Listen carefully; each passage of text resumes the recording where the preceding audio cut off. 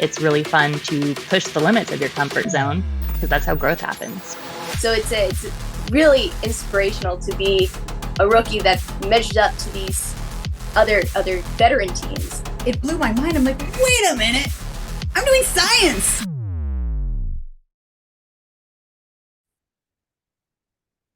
Hello, everyone, and welcome to another episode of Outside of the Box. And I am continuing my series of speaking to the National STEM Challenge champions.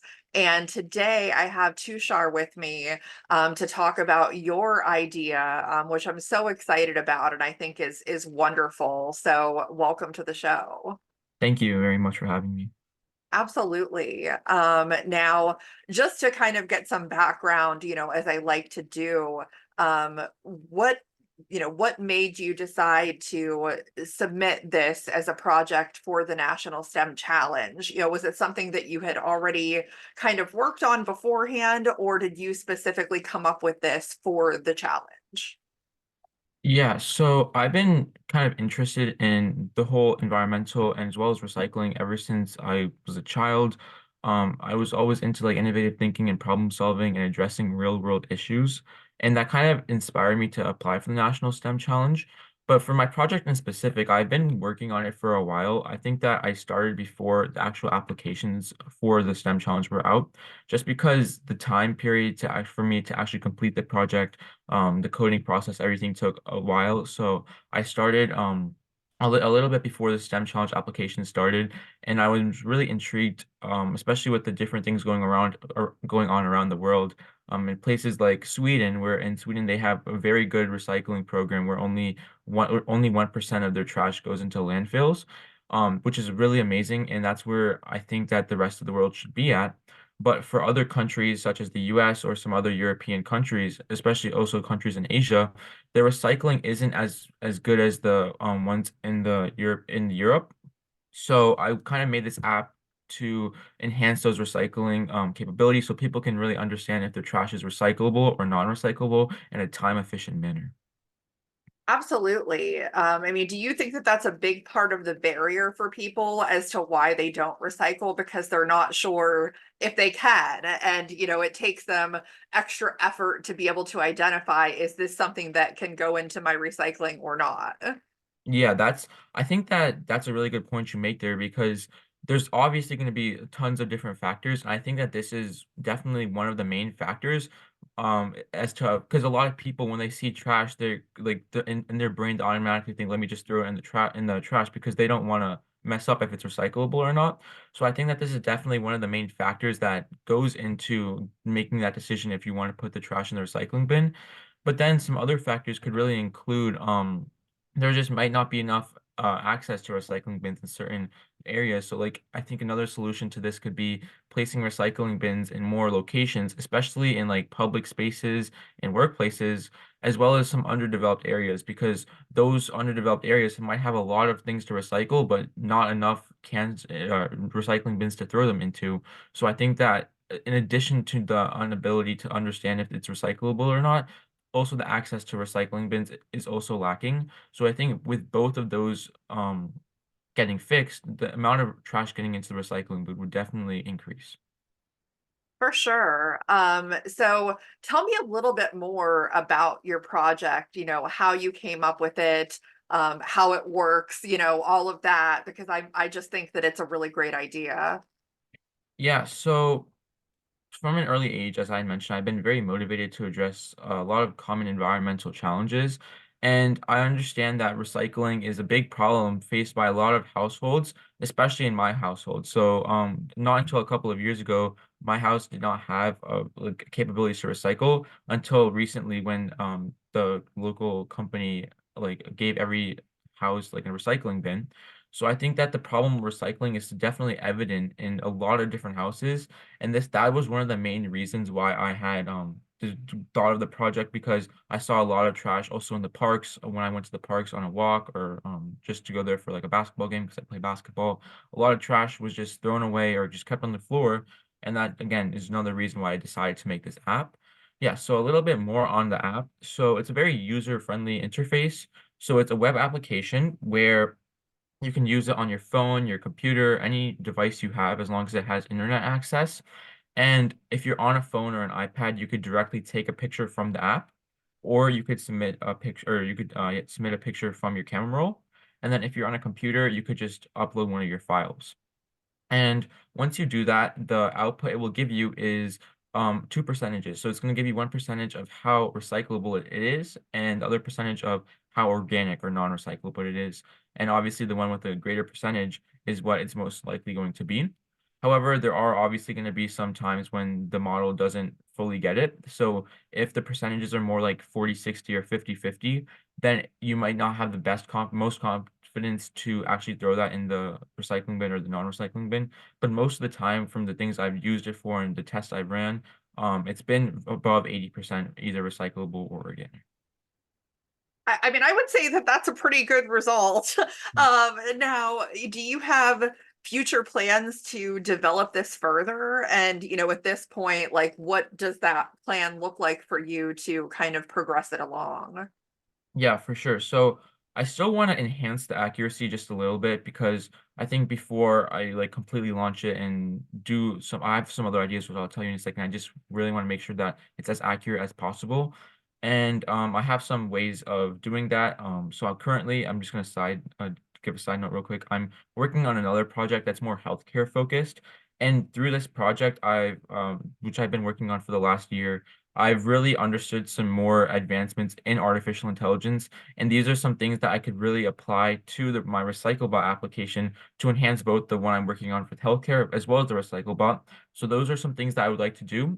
And then also, I've had this idea for a while now because as soon as I made the app, this kind of like made sense to me is that I want to automate the process of recycling more. So I want to look into incorporating recyclebot into like either trash cans or at a larger scale into landfills to see that so the model would be connected to like a robotic arm per se, and once the model takes or makes its prediction if it's recyclable or not, it'll guide the trash in either the direction of like the landfill side or the recyclable side. So that could work on a bigger scale, or also if you have like a local trash can outside your house, it'd be one large trash can with two compartments with only one place to throw trash in. And once you throw the trash in, then it would decide if it goes into the recycling bin or just the normal garbage can. That sounds very interesting, and it's good to have that idea and kind of build off of that idea, and continue to innovate. Now, on that note, one thing I was really curious about is if this technology could also be used to identify if something is compostable. Because as somebody who I'm very big into gardening, and if I can use something as compost, then I want to do that. But sometimes it's tough to determine whether you can use something for that as well. Yeah, for sure. So the way that the whole artificial intelligence model works is that you import a data set, and the data set I used has the two classes of recyclable or organic, which in it combined has 22,000 images. So the way that it works is that you train that model on those different images, and then it'll make its prediction, and then after it makes the prediction, it'll check itself to see like, oh, did I make the correct prediction? And that's the way it trains itself. So if I were to add to the data set a third category, which was the composting trash, it would again train the model. I'd have to make a little bit of adjustments from two classes to three classes, but once I've done that, then yes, it would be easily able to identify if trash is compostable or not. Well, that's awesome. Because for those people out there that, want to try and make a difference, I think that's like another layer to add on to it, besides just the recycling.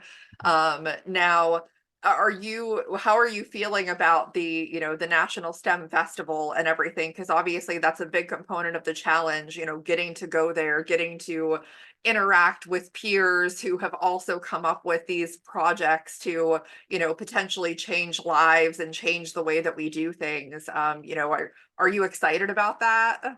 Yeah, for sure. I'm like, when I found out, I was really surprised because, I would like to really acknowledge the people who rewarded me with the champion. Is they did it in a very unique way. I was called onto a Zoom meeting just like this, and they had told me that they had some questions for my project, but once I was in the Zoom meeting, they told me that I actually became a STEM champion. So I was very surprised when they said that. But after that, I actually thought about it and I was, again, very excited. And I was really interested to see the other STEM champions and see the projects they've done. Because as you said, there's a whole, like there's different aspects of technology that I might not be that advanced in or might not have much knowledge on. And as much as I'm excited to go there, it's also going to be a great learning experience for me to see what other people have done in the technology and STEM environment. Yes, absolutely. Now for you personally, do you plan on continuing with having an actual career working in STEM? I mean, is that something that you want to do? Obviously, it seems like you've been interested in this in particular for a long time. Yeah, for sure. So I definitely want to pursue a career in STEM. I'm looking into more becoming an engineer because as I said, I want to develop like innovative solutions to some of the world's most pressing problems. So right now I've been working with like preserving energy because recycling obviously preserves different energy, as well as again enhancing the environment. Now I'm kind of going into the more healthcare related advancements because I think that there's a lot of opportunity for that, especially in today's age with the different technological advancements. So I just want to do things in that environment that enhance our understanding of the different problems that we face in different environments. So like the healthcare environment right now, I'm trying to work to create another app that enhances the way that we detect MRIs and it speeds up that process so when radiologists get their MRIs, they could see an output from an app and that will kind of confirm their prediction, which will again speed up the process and get the patient back their results quicker.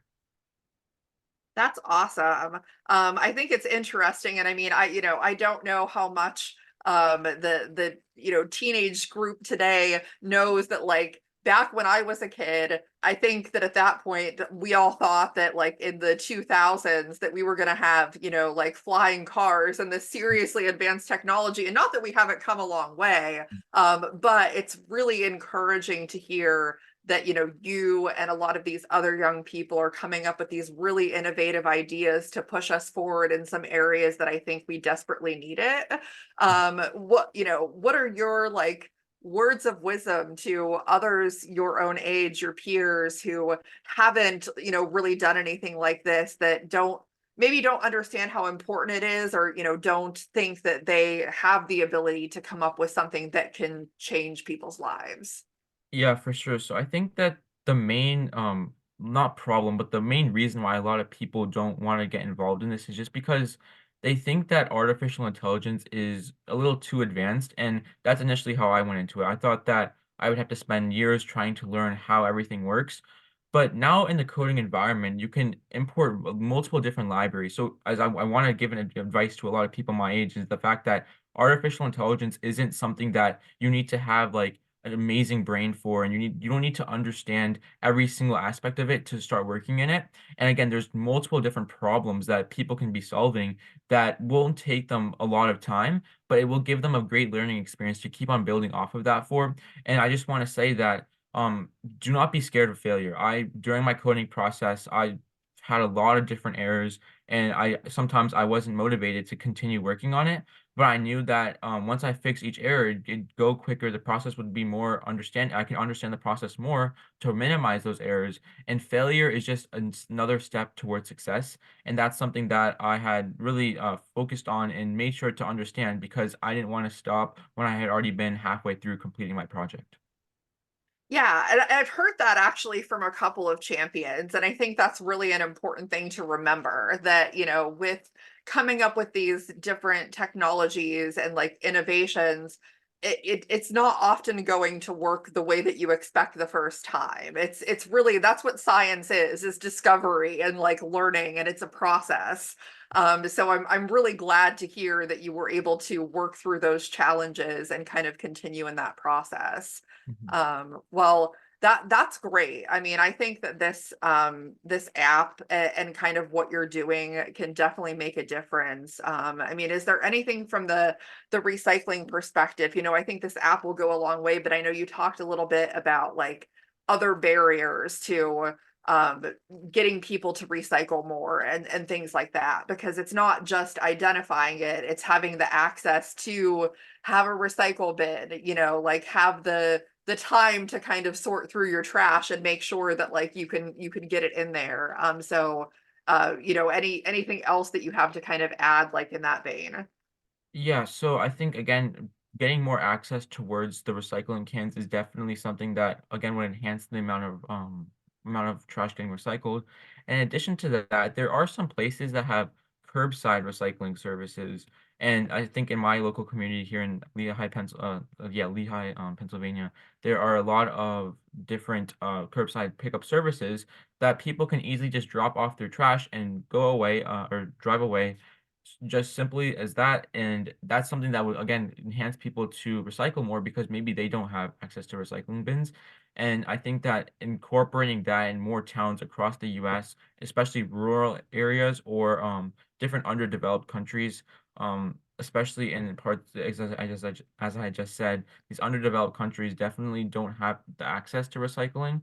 So I think that as we can spread the amount of cans going around, as well as these roadside services where people can easily just drop off their the recyclable items, that would definitely uh, want people to recycle more and more. Yeah, for sure. Well, I mean, I think that's wonderful. You know, congratulations again on being selected as a champion. Definitely well deserved with this idea that you have. And you know, I've said many times for those that are watching, the National STEM Festival is in April. It is something that folks can just attend if they want to, you know, submit, you know, to be able to attend that and see the different projects and amazing things that you and all of the other, you know, young folks have been working on.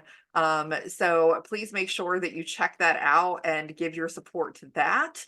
And if you are watching this, please make sure that you like, subscribe, comment, share, you know, all of that, to keep supporting these young folks that are getting into STEM and are the, you know, the future of everything that we do.